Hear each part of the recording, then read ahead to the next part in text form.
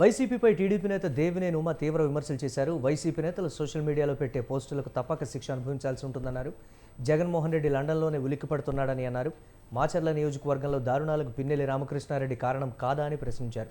YCP అధికార దాహానికి వ్యవస్థలను ఎలా భ్రష్టు పట్టించారో మాచర్ల ఒక ఉదాహరణ అని అన్నారు.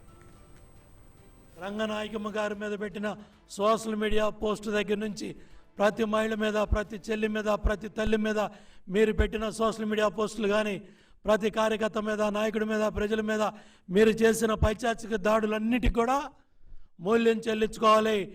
చట్టం తన పంతాన్ని చేసుకెళ్తుంది.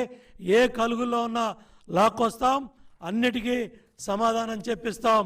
సజ్జల, ఇంకా నీ పిచ్చి ప్రలాపంలో, నీ పిచ్చి మాటలో ఇవన్నీ కూడా కట్టిపెట్టు, అన్నిటికీ సమాధానాలు ఉంటాయి. మేము చేసేది వైల్డ్ ఆరోపణలు కాదు, ఉన్న వాస్తవాలను చెప్తున్నాం. మేము టెర్రరైజ్ చేసే పరిస్థితి లేదు. రేపు ఎన్నికల ఫలితాలు వచ్చిన తర్వాత మీరే టెర్రరైజ్ అవ్వబోతున్నారు.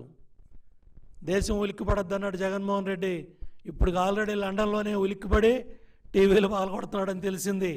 కాబట్టి ఇంకా ఈ పిచ్చి ఆలోచనలు, పిచ్చి మాటలు మానేయమని చెప్పి సజ్జల రామకృష్ణారెడ్డి, పిన్నెల్లి రామకృష్ణారెడ్డి మీద కూడా చాలా సచ్చీలుడని, ఎటువంటి గొడవలకు వెళ్ళడని మాట్లాడుతూ ఉన్నాడు సజ్జలాడు.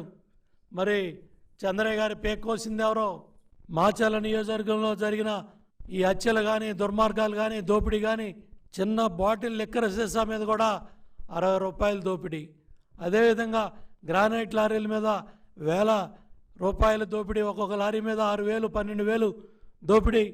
వ్యవస్థలన్నీ కూడా భ్రష్టు పట్టించి మాచర్లలో మీ వైసీపీ ప్రభుత్వ అధికార దాహానికి వ్యవస్థల్ని భ్రష్టు పట్టించి ఎట్లా నాశనం చేశారో మాచర్లో ఒక సజీవ తార్కాణం. ఇదొక ఉదాహరణ. ఇదే చాలా ప్రాంతాల్లో చేశారు. వీటన్నిటికి కూడా జగన్మోహన్ రెడ్డి వాళ్ళ నాయకులు సమాధానం చెప్పాలి. మీరు ఎక్కడ ఏ కలుగుల్లో ఉన్నా బయటికి లాక్కొస్తాం, అన్నిటికీ మూల్యం చెల్లించుకోవాలి.